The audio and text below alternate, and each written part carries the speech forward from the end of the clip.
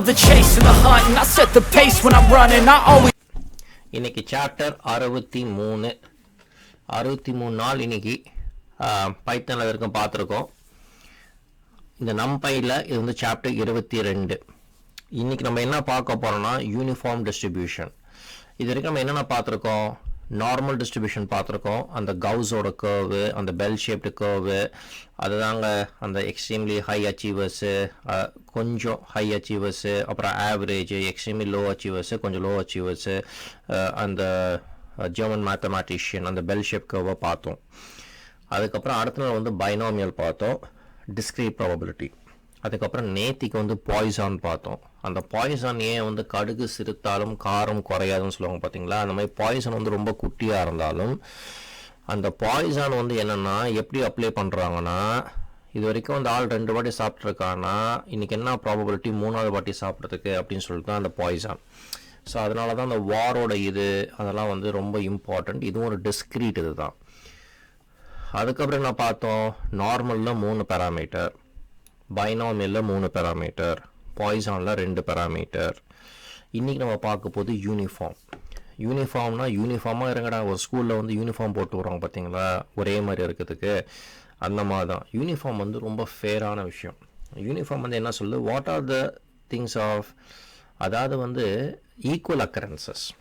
Okay, இவன் இந்த மாதிரி சாப்பிட்ருக்கான், இந்த மாதிரி நடக்குமா, அந்த மாதிரி கிடையாது. ப்ராபபிலிஸ்டிக் சயின்ஸ் கிடையாது. இது வந்து ஈக்குவல் அக்கரன்சஸ். இதுக்கு எனக்கு தெரிஞ்ச ஃபஸ்ட்டு எக்ஸாம்பிள், ரொம்ப கரெக்டான எக்ஸாம்பிள் என்னன்னா ஃப்ளிப்பிங் ஆஃப் த காயின். ஒரு காயினை வந்து நீங்கள் வந்து தூக்கி போகிறேன்னு வச்சுக்கோங்களேன், கண்டிப்பாக 50% ஹெட் வரதுக்கு சான்சஸ் இருக்குது, 50% டெய்ல் வரதுக்கு சான்சஸ் இருக்குது. இது எவ்வளோ ஃபேரான விஷயம். லைஃப்பில் வேறு எங்கே இந்த மாதிரி இருக்கும்னு சொல்லி எனக்கு தெரியாது. எக்ஸாம் எழுதினாலும் அதாவது வந்து 50% பாஸ் 50% ஃபெயில்னு சொல்லிட்டு போகவே முடியாது இல்லையா? எனக்கு தெரிஞ்சு ஒன்று பாஸ், அதை வந்து அந்த மாதிரி போக முடியாது. அதை எல்லாமே படிச்சுட்டு போனால் கூட அது கொஞ்சம் நம்ம வந்து சரி ஓகேடா கொஞ்சம் லக்கு இருந்தால் பாஸ் ஆகிடுவேன் அந்த மாதிரி கூட சொல்லலாம். ஸோ இந்த இடத்துல காயின் ஃப்ளிப்பிங் மட்டும் என்னென்னா கண்டிப்பாக வந்து 50% ஹெட்ஸு 50% டெய்லு. இது வந்து இந்த வார் மாதிரி கண்டிப்பாக இது நடக்கும், இது ஈக்குவல் சான்சஸ்ஸு, இந்த மாதிரி இந்த டைம் ஃப்ரேமில் நடந்திருக்கு, இது ஈக்குவல் சான்ஸ் இப்போ நடக்கும்னு சொல்லிட்டு சொல்ல முடியாது. யுத்தம் வராமல் தான் எல்லாருக்குமே சந்தோஷம்தான். ஸோ அந்த மாதிரி தான் இந்த யூனிஃபார்ம் டிஸ்ட்ரிபியூஷன் வந்து வரப்போகுது. இந்த யூனிஃபார்ம் டிஸ்ட்ரிபியூஷனும் ஒரு மாதிரி வந்து டிஸ்க்ரீட் தான், சரியா? இப்போ இந்த யூனிஃபார்ம் டிஸ்ட்ரிபியூஷன் வந்து என்னென்னா இவங்களோட ப்ரெடிசஸர்ஸ் நார்மல், அதுக்கப்புறம் வந்து பைனாமியல் மாதிரி 3 பேராமீட்டர். பாய்சானுக்கு தான் 2, ஆனால் இங்கே 3 பேராமீட்டர் இருக்குது. இதில் ஒன்று வந்து லோவர் லிமிட்டு, அது 0ல் இருக்கும். இன்னொன்று வந்து அப்பர் லிமிட், அது எப்பவுமே 1ல் இருக்கும். அதாவது ஒரு கால்குலஸ் எடுத்திங்கன்னா இந்த கால்குலஸ் எப்படி பார்த்தீங்கன்னா 0 to 1, அதாவது -∞ +∞. அதுக்குள்ளே என்ன வேணாலும் உலகத்தில் எல்லாமே இந்த -∞ +∞. இதுக்குள்ளே தான் அந்த வாழ்க்கை சக்கரமே. அதே மாதிரி தான் கால்குலஸு. ஸோ இங்கே இந்த 0 to 1, ஓகே, மினிமம் சொல்லிட்டு பார்த்தா 0டா, மேக்ஸிமம் சொல்லிட்டு பார்த்தா 1டா, இதுக்குள்ளே தான் எல்லாமே எல்லா வட்டங்களும் இருக்குது அப்படின்னு சொல்லிட்டு போடுறது தான் இந்த அடுத்துடுது. ஸோ இது லோவர் வந்து 0, மைனஸுக்கு போகாது. ஹையர் வந்து 1, அதுக்கு மேலே கிடையாது. அதுக்கப்புறம் இங்கே சைஸ் இருக்குது. இந்த size of the returned array அப்படின்னு சொல்லிட்டு சைஸ் இருக்குது. ஸோ இந்த 3 பேராமீட்டர் வந்து யூனிஃபார்மில் வரும். இப்போ இந்த யூனிஃபார்மோடது ஒன்று வந்து நம்ம போட்டு பார்ப்போமா, எப்படி இருக்குன்னு சொல்லிட்டு போட்டு பார்ப்போமா நம்ம. ஸோ இதை எடுத்து நம்ம இங்கே போடும்போது வழக்கம் போல் இதே கதை தான். நம்ம வந்து நம்பையை வந்து இம்போர்ட் பண்ணுறோம். அதுக்கப்புறம் ரேண்டம், இப்போ வந்து ரேண்டம் டாட் நார்மல் அப்படின்னா நார்மலுக்கு, ரேண்டம் டாட் பைனாமியலுக்கு, ரேண்டம் டாட் பாய்சானுக்கு. அப்போ இது ரேண்டம் டாட் யூனிஃபார்ம். இது சைஸ் 2,3, அதாவது இந்த அரே ரிட்டர்ன் அரே பற்றி பார்த்தீங்களா? அந்த ரிட்டர்ன் அரே வந்து 2,3, அப்போ 3 ரிட்டர்ன் பண்ணுன்னு சொல்லிட்டு சொல்கிறோம். அதுதான் நம்ம இப்போ பார்த்தோம். ஸோ இது யூனிஃபார்மாக பண்ண சொல்கிறேன். இங்கே பிரிண்ட்டு. ஸோ இதை பிரிண்ட் பண்ணிங்கன்னா இந்த மாதிரி இருக்குது, சரியா?